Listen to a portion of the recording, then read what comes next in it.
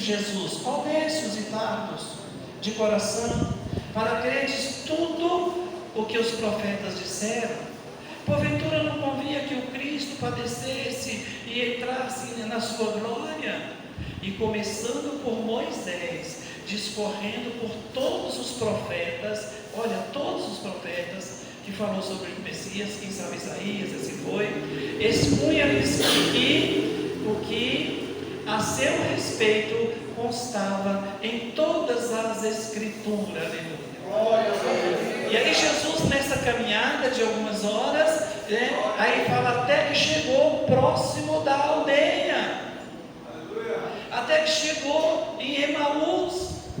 Então Jesus foi trabalhando com eles, com a palavra de Deus.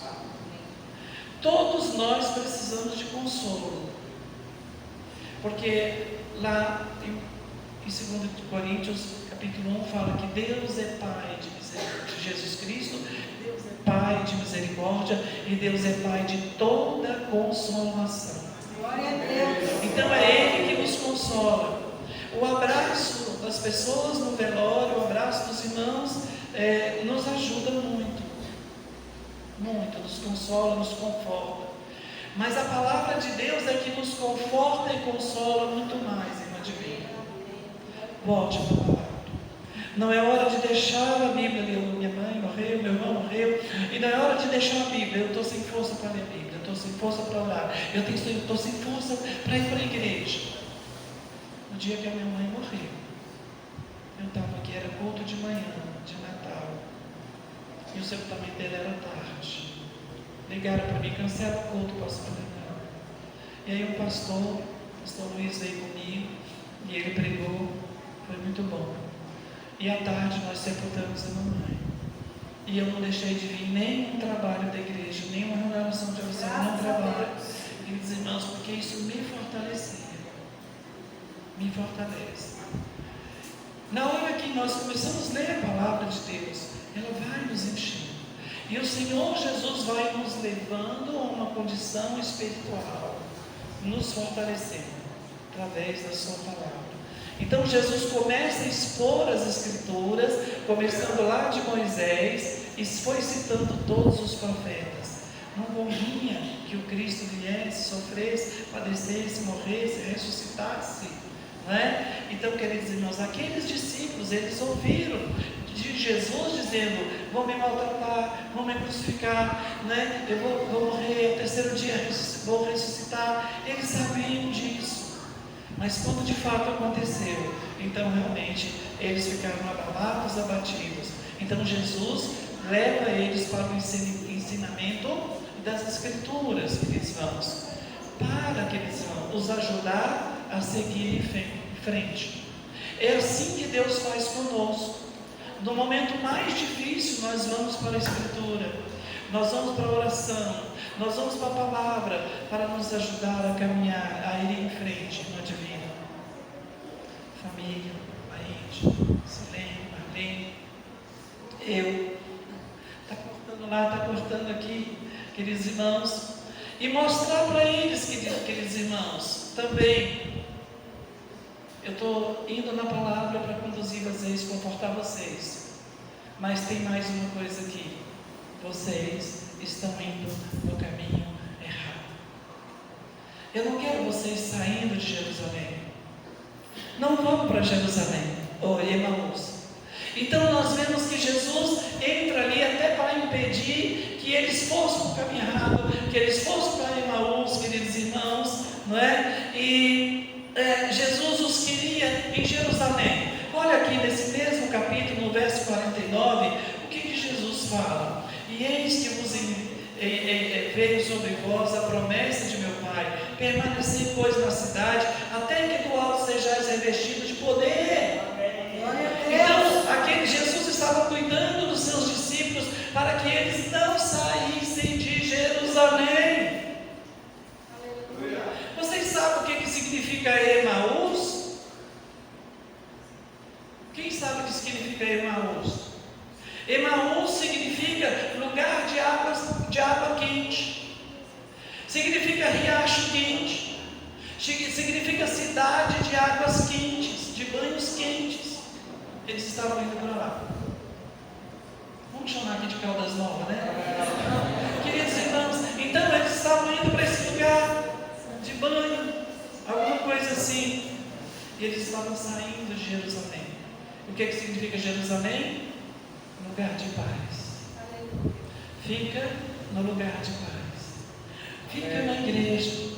Fica na presença do Senhor. Fica dentro da palavra. Fica dentro daquilo que os profetas falaram. Prometeram. Jerusalém é lugar de paz. Fica aqui até que do alto sejais revestido de poder. Queridos irmãos. E Jesus estava dizendo o que também para eles? Vocês estão indo para uma fonte de água quente, de banhos quentes, de riacho quente. E ele estava dizendo: eu sou a fonte da água da vida. Aleluia. Eu sou a fonte da água. Aleluia. Obrigada, Jesus. Eu quero jorrar. Tem água viva para vocês. Lembra daquele versículo que ele fala assim: quem crê em mim, como diz as Escrituras, do seu interior fluirão rios de água viva. Glória a Deus. Glória a Deus. E aí, certamente Jesus estava dizendo: aonde é que vocês estão buscando se fortalecer? Jesus sabia que eles precisavam do fortalecimento. Jesus sabia como eles estavam. E Jesus estava dizendo: eu vim aqui, ou eu estou aqui, para fortalecer a fé de vocês. Ele se faz presente, queridos irmãos. Ele deseja nos fortalecer. E é Ele que nos fortalece. E nós temos que buscar, queridos irmãos, essa força na fonte certa, não na fonte de água quente, não na fonte de rio quente. Queridos irmãos, Jesus sabia como eles estavam. Então Jesus entra sutilmente. Ele entra de uma maneira tão linda. Ele se põe do nosso lado. E às vezes, quando nós estamos tão abatidos, tão entristecidos, a gente não consegue sentir a presença de Jesus ao nosso lado.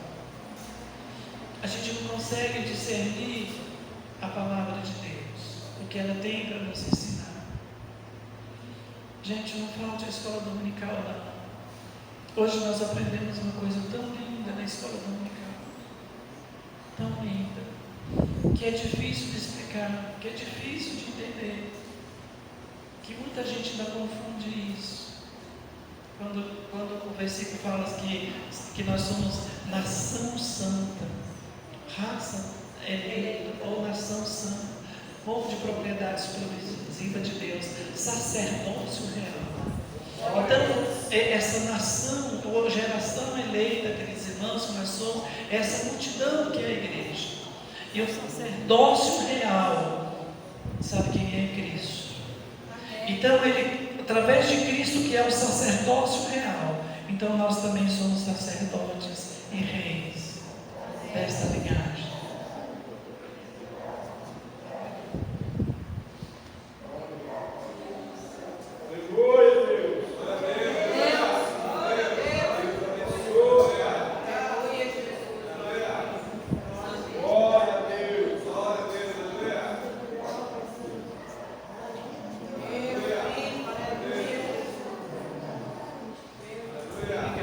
Obrigado.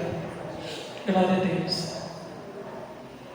Então, quando Jesus morreu, rasgou o véu, todos agora têm acesso. Nós não precisamos mais de um líder, um sacerdote, mesmo porque aqueles se corromperam, a gente acabou de ler aqui, o que eles fizeram com Jesus. Então agora, eis aí o Cordeiro de Deus que tira o pecado do mundo. E agora, realmente, desse sacerdócio real que é Cristo, Ele nos torna também sacerdotes e reis, para a gente ter acesso na presença de Deus. Amém? Então a gente não precisa de um líder para poder realmente acessar e ir na presença do Senhor. Você pode ir, embora Efésios 4:11, que eu falei, ele dá os dons ministeriais para cuidar da igreja, apóstolo, né, profeta, pastor, evangelista e mestre. Então realmente nós vemos, esses são os dons ministeriais, né, para cuidar da igreja, da obra do Senhor.